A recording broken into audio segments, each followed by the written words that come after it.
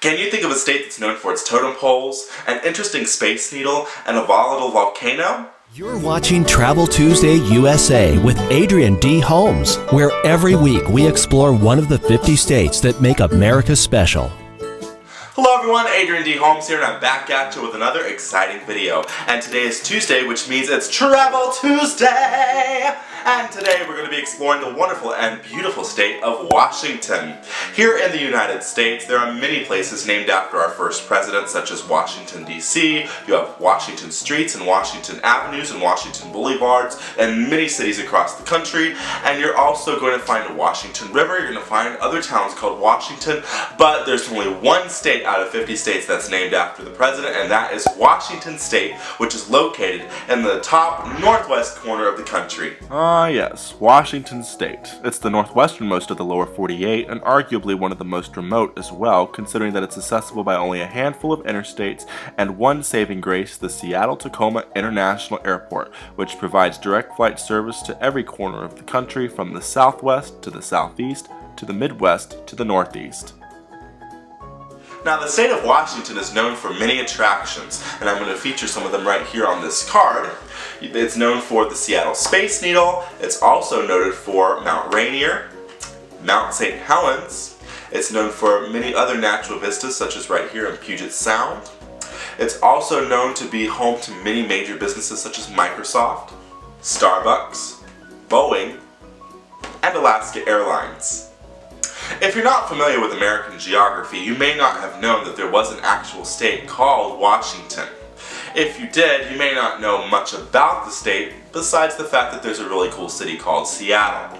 Now, Seattle hosted the World's Fair back in 1962, and I'd like to feature some of the cool history behind that and why it's so important in the city's, state's, and nation's history. Our future is there for us, we'll take a peek and see a glimpse of the next century, revealing space age mystery. Easy to jet to and so nice to get to, the people are friendly and gay. You'll be so thankful when you fill your tank full and head out Seattle way. Opening officially on April 21, 1962 and running for 6 months, the Seattle World's Fair, also known as the Century 21 Exposition, welcomed nearly 10 million attendees from around the world who visited an exposition featuring exhibits from 24 countries. Largely owing to the high attendance levels, the Century 21 Exposition is one of the few expositions of its time to make a profit. It is often credited for helping to revitalize the Seattle economic structure, as well as bring greater prosperity to the entire state of Washington. See you at the fair in Seattle in the summer of '62. We'll preview the space age, the world of tomorrow. I'll be sharing beer with you. The highways, the airways, connections are just great, so make your reservations to the Evergreen State. Perhaps the most indelible feature of the Century 21 Exposition is the Seattle Space Needle.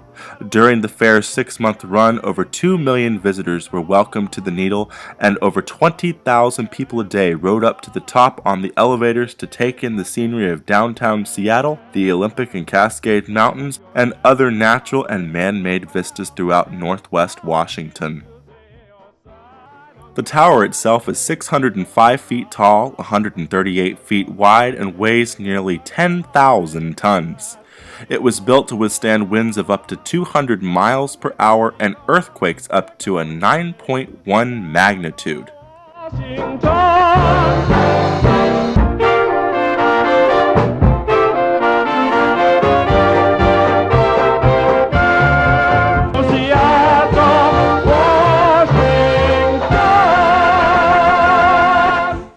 Now, not everything about the state of Washington is all oohs and ahs and kicks and giggles. There's actually a rather tragic element of history for the state that happened not too long ago. Enter the story of Mount St Helens.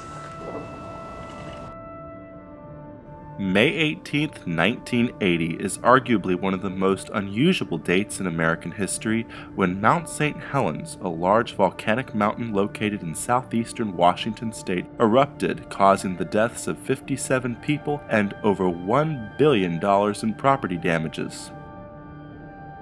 The eruption was violent enough to create a pillar of ash that rose 80,000 feet into the atmosphere.